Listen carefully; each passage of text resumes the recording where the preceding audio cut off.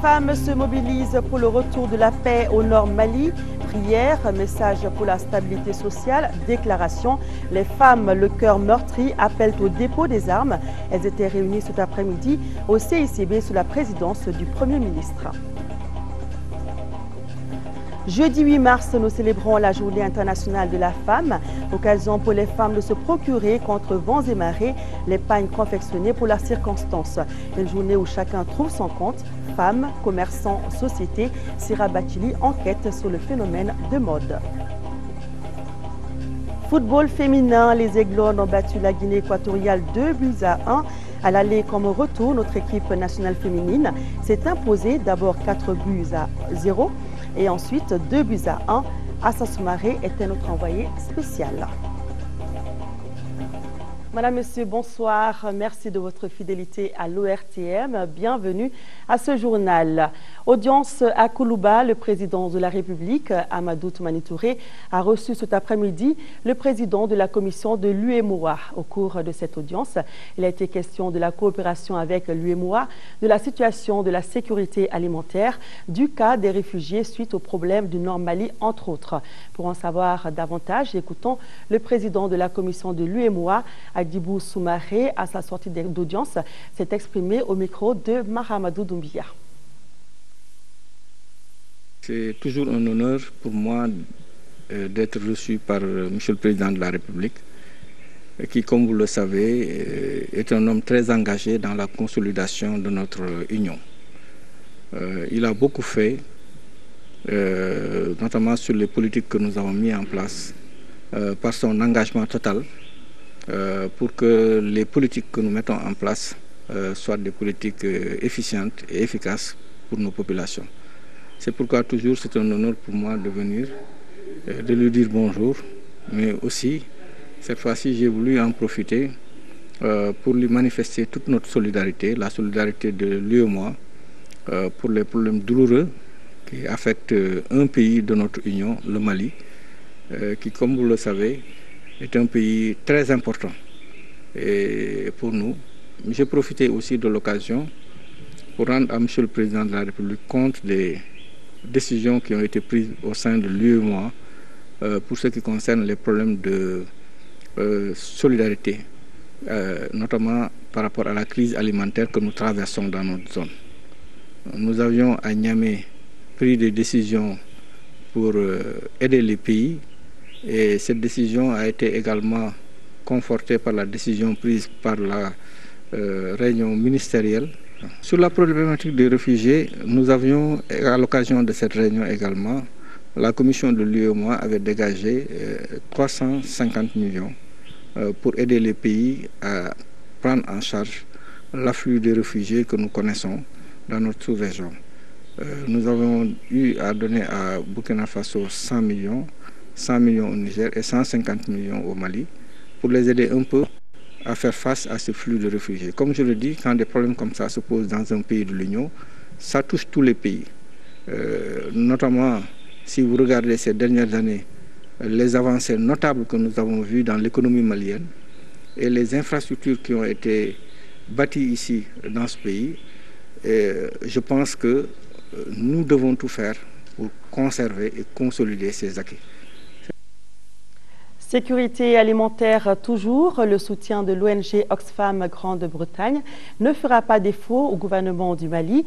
Déclaration faite cet après-midi par la directrice internationale de l'organisation reçue par le Premier ministre. L'aide en question concernera la sécurité alimentaire. Écoutons Penny Lawrence à sa sortie d'audience au micro de Alpha Maïga. Nous avons de suite échangé avec Madame le Premier ministre sur la situation au Mali, notamment la crise alimentaire, et lui assurer du soutien de Oxfam dans la réponse à cette situation. Et concrètement, cette réponse, c'est quoi? Et au niveau de la région de Gao et de Kai, où nous essayons d'appuyer les populations qui ont été affectées par cette crise afin qu'elles puissent disposer de ressources financières mais aussi alimentaires, donc de nourriture, pour pouvoir surmonter cette crise. c'est également travailler avec le gouvernement et les autres organisations qui appuient le gouvernement dans la réponse à cette crise pour coordonner ensemble nos efforts et abréger la souffrance des populations qui sont affectées. Nous restons à la primature où le Premier ministre Cissé Mariam Kaïdama Sidibé a rencontré les membres du gouvernement au cours d'un conseil ministériel. L'objectif de cette rencontre était de faire la situation de nos compatriotes déplacés qui vivent aujourd'hui en réfugiés dans plusieurs pays de la sous-région ouest africaine. L'occasion a ainsi été donnée au ministre de l'administration territoriale et des collectivités locales, le général Kafkouna Koné, pour dégager un plan et apporter des secours à nos réfugiés afin de les aider à regagner le pays. Le ministre de l'Éducation et celui de la Santé ont aussi fait la situation sanitaire du Nord Mali ainsi que la situation scolaire qui souffre de la crise du Nord Mali. Et puis, dans le cadre de l'organisation de l'élection des conseillers nationaux, le ministre de l'Administration territoriale et des collectivités locales invite les mandataires des partis politiques, groupements de partis politiques et candidats indépendants à une séance de travail le jeudi 8 mars 2012 à partir de 10 h dans la salle de conférence de la Direction nationale de l'Intérieur. Ordre du jour, validation des signes distinctifs et couleurs des listes des candidatures donc en lice. Le ministre s'est compté sur la bonne compréhension de tous. Les femmes se sont mobilisées cet après-midi pour le retour de la paix au Nord. Prières, messages pour la stabilité sociale, collecte de fonds, remise de déclarations intitulées « Cris de cœur des femmes du Mali » au Premier ministre sont entre autres les temps forts de cette cérémonie, une initiative du Mouvement national des femmes pour la sauvegarde de la paix et de l'unité nationale. Reportage Ramata Konaté.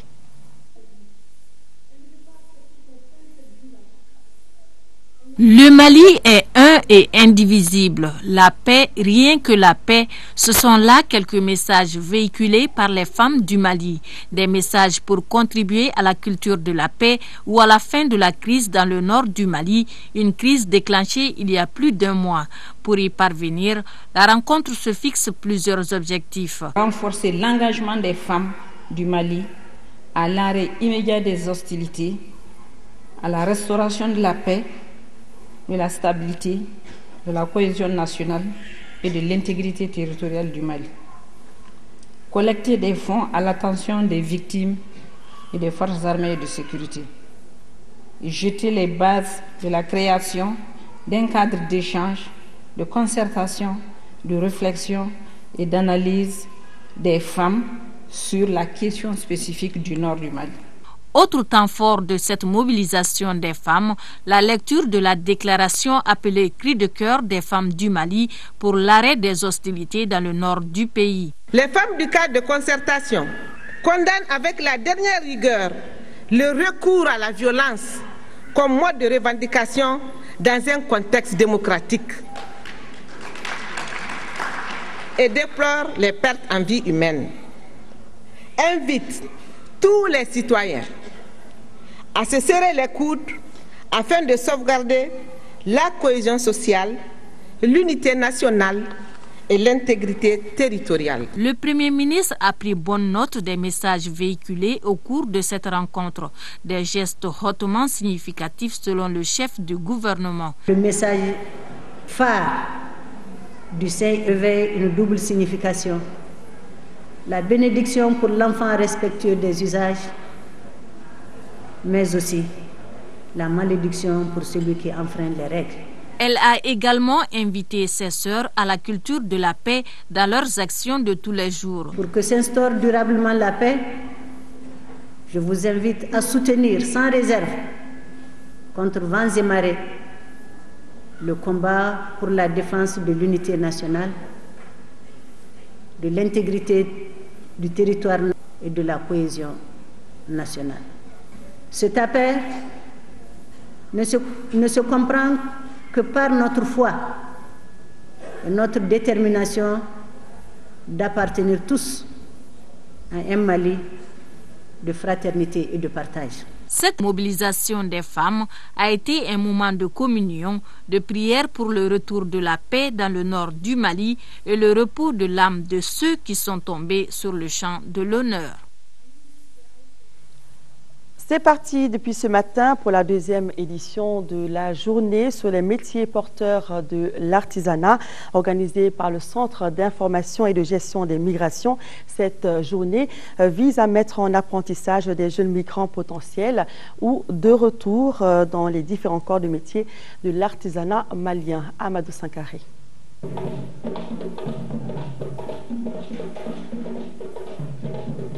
Voici exposés dans ces stands différents produits artisanaux maliens. Aujourd'hui, ce secteur compte 171 corps de métiers. Et c'est avec ce potentiel que le Centre d'information et de gestion des migrations et ses partenaires sont venus proposer aux jeunes migrants potentiels, mais aussi des tours.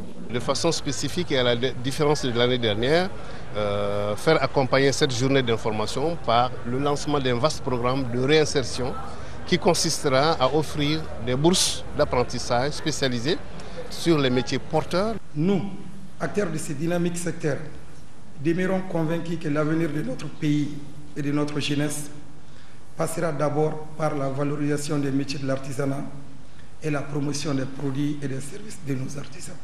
Cette deuxième édition de la journée sur les métiers porteurs de l'artisanat sera mise à profit pour créer de réelles conditions d'apprentissage permettant au finish de faciliter l'insertion socio-économique de ces jeunes. Aujourd'hui, le gouvernement a reçu des instructions fermes de la part du chef de l'État pour que tous les efforts soient fournis afin de contribuer à la promotion de l'emploi des jeunes. Ceux qui reviennent méritent d'être bien accueillis. Mais être bien accueillis ne suffit pas. Il faut leur trouver des formules, des réinsertions qui fassent qu'ils comprennent qu'en revenant chez eux, en fait, il y avait des opportunités. Le Centre d'information et de gestion des migrations traduit la dynamique de coopération dans le domaine de la migration, basée sur des liens forts entre migration, emploi et développement. Le délégué général aux élections a rencontré ce matin les membres des partis politiques et de la société civile. C'était pour faire l'état d'avancement des opérations d'élaboration du fichier électoral. Les travaux sont exécutés à 90%. Les opérations des inscriptions sont terminées et celles des radiations et corrections sont en cours d'achèvement. L'affectation des électeurs au bureau de vote démarre dans quelques jours, nous informe Agali Aguissa. Informer les acteurs impliqués dans les élections générales de 2012 au Mali sur l'état d'avancement des opérations d'élaboration des fichiers électoraux consensuels, c'est l'un des soucis de la délégation générale aux élections. La rencontre avec certains délégués des partis politiques et de la société civile s'inscrit dans ce cadre.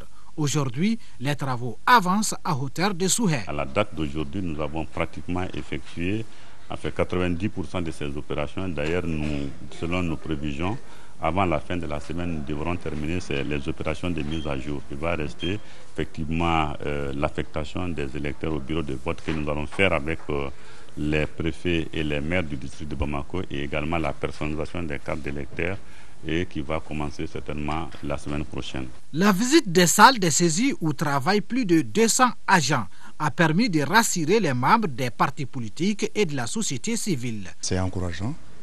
On est à même de mesurer un peu l'envergure du travail qui reste à faire. Je pense qu'ils doivent encore doubler d'efforts par rapport à aux échéances qui s'approchent et par rapport au flux de travail qu'ils ont eu à abattre. En dépit des difficultés liées aux opérations de radiation, à la gestion des lieux de vote, la date de remise des cartes électorales pourra être respectée selon le général Sangari. Les travaux du premier congrès ordinaire de la Convergence pour le développement du Mali, CODEM, ont débuté la semaine dernière à Sikasso. Relecture des textes, renouvellement du bureau et surtout investiture du candidat du parti et de la coalition Parti uni pour la République, PUR. Reportage de Sekou Konati. Pour ces deux grands rendez-vous, les délégués de la Convergence pour le développement du Mali, CODEM, sont venus de l'intérieur du pays et de la diaspora. Ce peuple CODEM, renforcé pour l'occasion par la direction et les membres de la coalition Partis Unis pour la République Pure, les partis amis et frères, s'est donné rendez-vous à la salle Lamissa Bengali de Sikasso pour le premier acte, à savoir l'ouverture du premier congrès ordinaire du parti de la Kenouille. Et le second acte, certainement le plus attendu par les partis unis pour la République Pure et les militants de la CODEM, c'est l'investiture de Ousseini Amion Guindo comme candidat à la présidentielle d'avril 2012.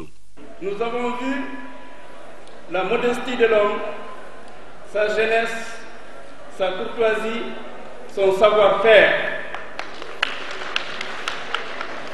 Et nous avons estimé que par les temps qu'il court, voici l'homme qu'il faut, pas seulement pour les Purs, pas seulement pour la région de Sikasso, mais pour le Mali.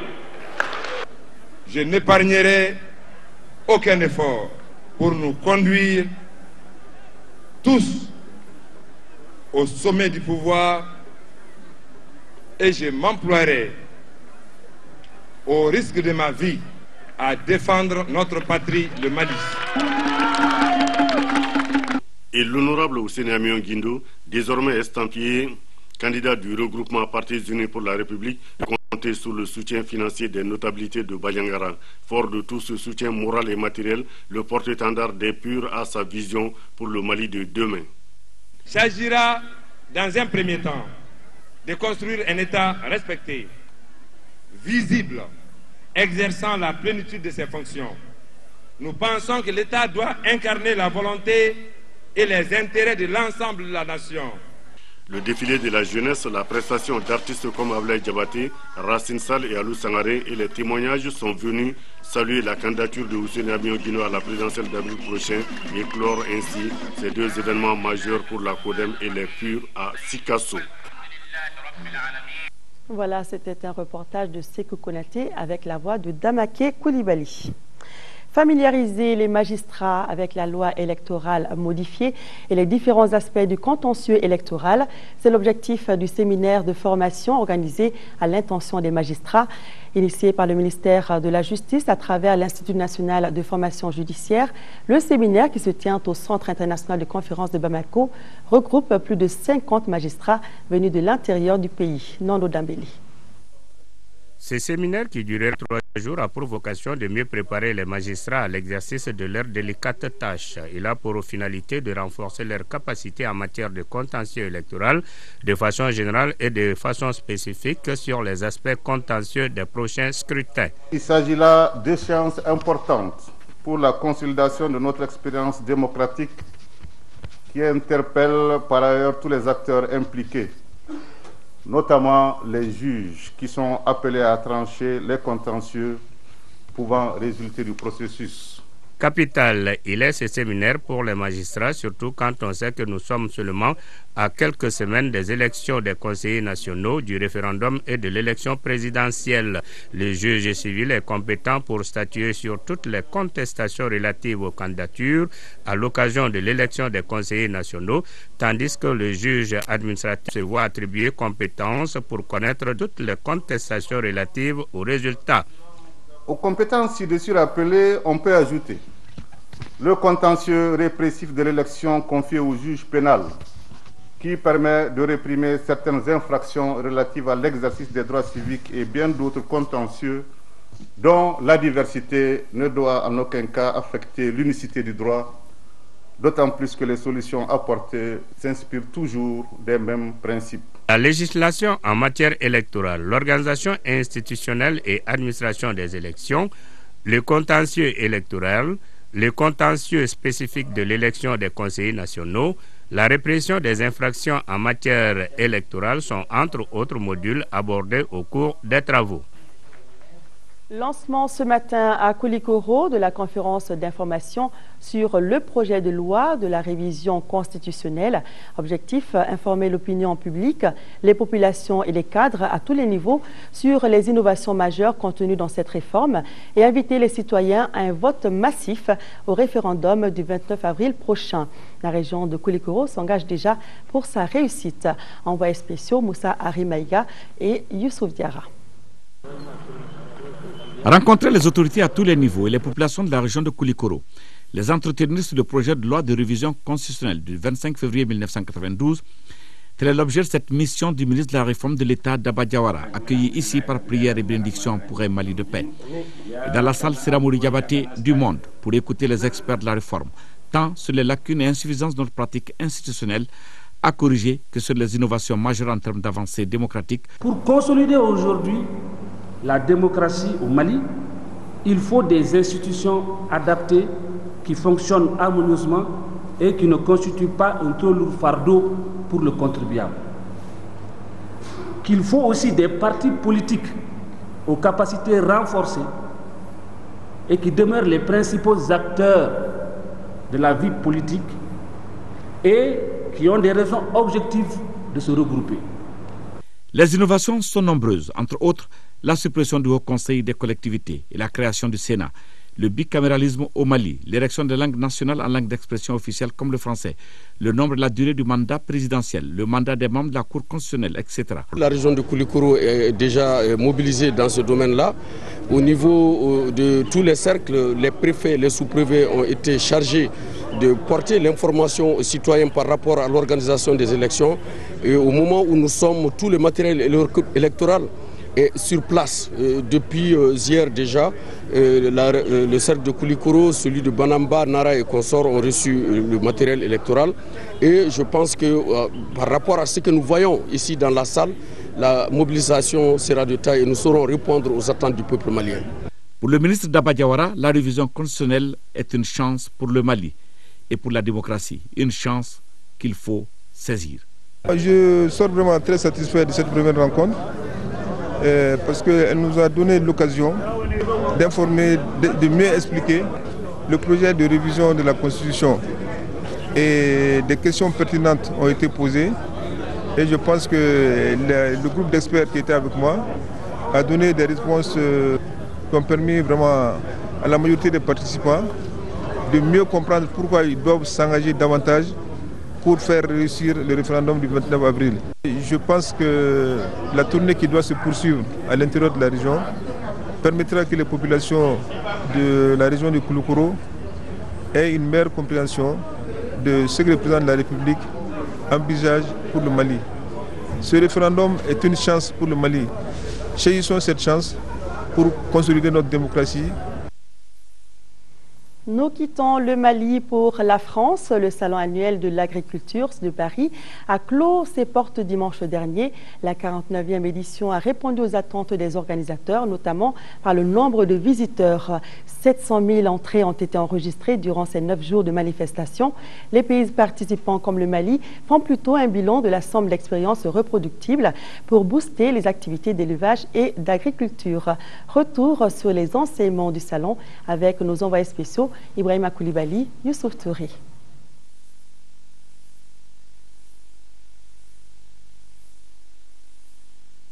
Parmi les plus populaires de France n'a cessé d'attirer les foules. 700 000 visiteurs pour cette édition 2012 selon les organisateurs. Sur les 7 pavillons du salon, tout est passé en revue par les visiteurs. Mais il y en a un qui bat chaque année les records. Le secteur des animaux où femmes, enfants, hommes politiques mais aussi les amateurs des espèces d'exception se bousculent.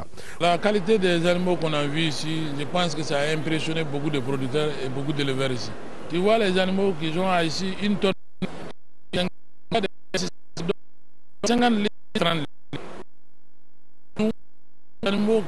Celui qui a 100 têtes, il ne trouve même pas 100 litres. Donc ça veut dire qu'au lieu de faire 100 têtes pour 100 litres, tu peux faire 2 têtes pour 100 litres. Donc pour nous, ça c'est important. Pour aller à la réduction des animaux qui tournent leur physique, le président de la PECAM a invité cette année d'autres professionnels du secteur, dont le responsable régional de la Chambre d'agriculture de Ségou, Impeul et Pasteur Bontin.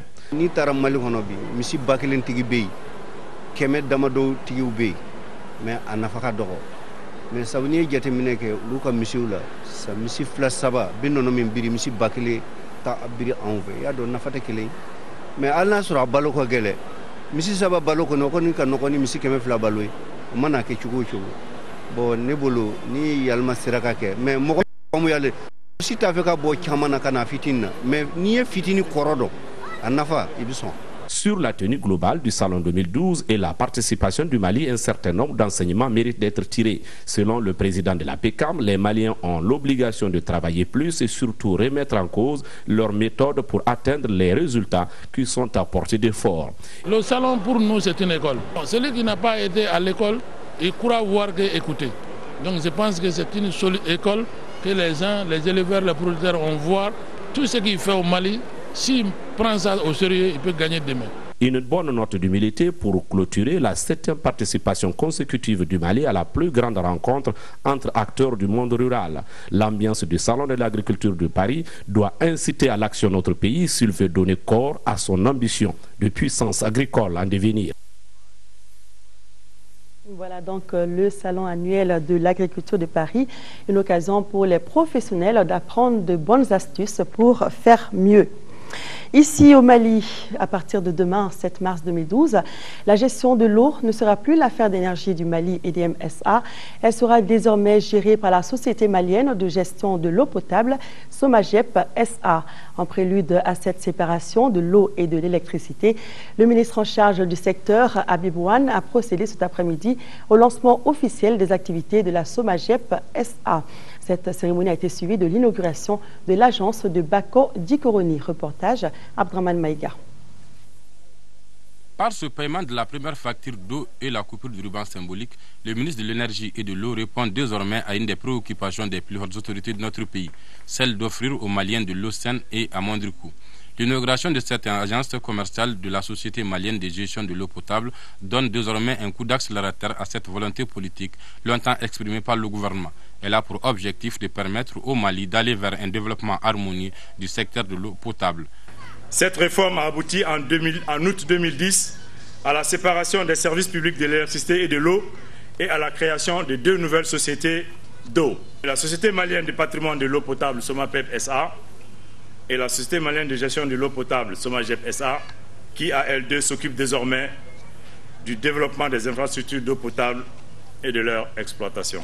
Par cette cérémonie de lancement, la Société malienne de gestion de l'eau potable, SOMAGEP SA, assure désormais la gestion des factures d'eau sur toute l'étendue du territoire national. Pour une meilleure conduite de cette politique, la SOMAGEP a mis à la disposition de ses clients 7 agences à travers le district de Bamako et 17 centres de paiement dans les 8 régions du Mali. Ces comptoirs s'occuperont désormais, et cela à partir de demain 7 mars 2012, de toutes les prestations liées à la gestion de la clientèle. Des prestations qui étaient jadis gérées par l'Énergie du Mali concernent aujourd'hui le branchement, la gestion des factures d'eau et le recouvrement. La satisfaction est aussi imputable au fait que les réformes suivent leur cours. Vous savez que ce sont des processus très complexes. Nous avons pris le temps de faire non seulement les bilans, mais aussi de procéder à l'édification d'une base juridique pour que la séparation se fasse dans des conditions aussi idoines que possible. Pour réussir dans sa tâche, c'est un bâtiment à 2 niveaux situé à l'immeuble Yara en allant vers le marché de Bako Dikoroni Assi qui sert désormais d'agence pour la Société malienne de gestion de l'eau potable. Cette infrastructure inaugurée par le ministre de l'Énergie et de l'Eau comprend au rez-de-chaussée 5 caisses de paiement, une salle d'accueil pour clients, les bureaux du responsable clientèle, celui du comptable et du responsable des recouvrements. Le chef de l'agence, le responsable administratif et leurs collaborateurs travaillent tous à l'étage. Le projet Les journalistes au service de l'éducation au Mali a été rendu public cet après-midi lors d'un échange avec la presse. Le projet est soutenu par la coopération suisse au Mali. Il contribuera à renforcer les capacités des journalistes pour traiter des sujets relatifs à l'éducation. Le montant du projet est de 74 millions de francs CFA pour 1 an et sera mis en œuvre par 22 journaux du groupement patronal de la presse écrite. Reportage de Boubacar Sissoko. Cette conférence de presse consacre désormais le partenariat dynamique entre la coopération suisse au Mali et le groupement patronal de la presse écrite. Ce partenariat vise à doter la presse de moyens et de renforcer les capacités des journalistes à traiter des sujets relatifs à l'éducation au Mali. Pour les Suisses, la presse a un grand rôle à jouer dans la résolution de la problématique de l'éducation. L'objectif, c'est vraiment de récolter des informations à tout niveau, de mieux comprendre les différents défis. Et cette connaissance peut contribuer à travers des débats à différents niveaux à surmonter les défis et à avoir vraiment une situation qui contribue à la résolution, comme je dis, de ces défis. Avec ce projet qui s'étend sur un an, les 22 journaux membres du groupement patronal se sont engagés à publier chaque mois un article sur l'éducation. Le groupement prévoit également d'organiser 3 débats télévisés par an sur ces questions. La presse aussi a un rôle d'éducation et de formation et tout le monde connaît les enjeux de l'éducation dans notre pays et la crise qu'elle traverse depuis une dizaine d'années. Et nous devrons nous impliquer pour donner une information en profondeur, traiter les dossiers pour la saine information au public, afin qu'ensemble nous puissions quand même dégager les pistes de solutions par rapport à ces problèmes dont la solution dépendra de nous tous. Le coût de la mise en œuvre du projet est estimé à 74 millions de francs CFA, un financement de la coopération suisse au Mali à travers la Direction du développement et de la coopération. La finalité recherchée est d'informer l'opinion publique malienne et sensibiliser les parents d'élèves sur leur rôle dans l'amélioration de la qualité des enseignements. Lutte contre la mortalité maternelle, infantile et néonatale, la Croix-Rouge malienne, avec l'appui de la Croix-Rouge canadienne et l'accompagnement du ministère de la Santé, a initié le projet Santé de la mère, du nouveau-né et de l'enfant. Le projet, qui sera réalisé dans les 3 prochaines années, vise les régions de Koulikoro et de Sikasso. Les experts maliens et canadiens de la santé publique ont procédé au lancement du projet ce matin à l'occasion d'un forum national. Le reportage de Salimata Dao. Au Mali, en dépit des progrès notables enregistrés, témoignés par les différentes enquêtes démographiques et de santé, les taux de mortalité maternelle, néonatale et infantile demeurent encore élevés. La Croix-Rouge malienne, dans le but de contribuer à l'amélioration des indicateurs, a initié le projet Santé de la mère, du nouveau-né et de l'enfant. Le projet dont il est question ce matin va permettre de renforcer la lutte pour éviter la majorité des décès maternels et infantiles au Mali, moyennant des actions de prévention efficaces, un meilleur suivi de la grossesse et une meilleure qualité de soins, ainsi qu'une formation appropriée du personnel chargé de la santé maternelle. Pour apporter sa contribution à l'atteinte des OMD 4 et 5 relatifs à la réduction de la mortalité maternelle, infantile et néonatale, le gouvernement du Mali a défini une feuille de route pour la période 2010-2015 pour développer et accompagner toutes les initiatives. Il est prévu ainsi de réduire dans cette feuille de route le ratio de mortalité maternelle de 582 pour 100 000 naissances vivantes à 146 pour 100 000 naissances vivantes dans l'horizon 2015. De réduire le taux de mortalité néonatale de 57 pour 1000 naissances vivantes à 20 pour 1000 naissances vivantes pour l'année 2015. La même feuille de route prévoit d'augmenter la prévalence contraceptive de 6 à 20%. Le projet Santé de la mère, du nouveau-né et de l'enfant, dont la réalisation se fera au cours des 3 prochaines années, sera financé par le gouvernement canadien à hauteur de 1,5 milliard de francs CFA. Il concernera les districts sanitaires des régions de Koulikoro et Sikasso. Nous restons dans le monde de la santé. L'hôpital Gabriel Touré a tenu la 34e session de son conseil d'administration. C'était ce matin au sein de la structure. Ordre du jour, adoption du budget, examen et adoption du plan d'action et perspective 2012. Le budget de cette année s'élève à 5 milliards 22 millions de francs CFA répartis entre la subvention de l'État et les ressources propres. Fatoumata Kone. 141 000 consultations, 21 000 hospitalisations, 65 000 examens en immunohématologie et 36 000 en radiologie sont entre autres grandes réalisations de l'hôpital Gabriel Touré. Malgré ces réalisations, le centre hospitalier universitaire Gabriel Touré reste confronté à des difficultés. Il s'agit de la panne du scanner et d'autres appareils de radiologie. L'arrêt de financement du Fonds mondial sur la prise en charge des enfants affectés et infectés par le VIH-Sida. La pharmacie de l'hôpital souffre également de non-paiement de ses arriérés. Au regard de tous ces problèmes, les administrateurs ont élaboré au cours de cette session une politique permettant de faire face aux dépenses. C'est pourquoi ils demandent pour l'année 2012 un budget conséquent. Le budget 2012 s'équilibre en recettes et en dépenses à la somme de 5 milliards 21 millions 417 471 francs CFA, se répartissant entre la subvention de l'État pour 3 milliards 777 millions 758 000 francs CFA, soit 75,23%, et aux ressources propres pour 1,243,664,471 francs CFA, soit 23,77%. Au cours de cette 34e session, le Conseil a souhaité rendre hommage à certains anciens de la structure. Dans les jours à venir, des bâtiments porteront leur nom. Le directeur de l'hôpital Gabriel Touré a remis une enveloppe de 100 000 francs CFA comme contribution à l'armée malienne. Une minute de silence a été observée en la mémoire des médecins qui ont été arrachés à l'affection des agents de l'hôpital Gabriel Touré. En 5e région, le programme d'aménagement du delta intérieur du Niger vient de tenir son 3e comité technique couplé avec son comité de pilotage. Il ressort que les activités du programme se déroulent normalement. Ce programme, mis en œuvre par CARE International au Mali, intervient dans l'aménagement des périmètres irrigués. Reportage Yaya Bokoum.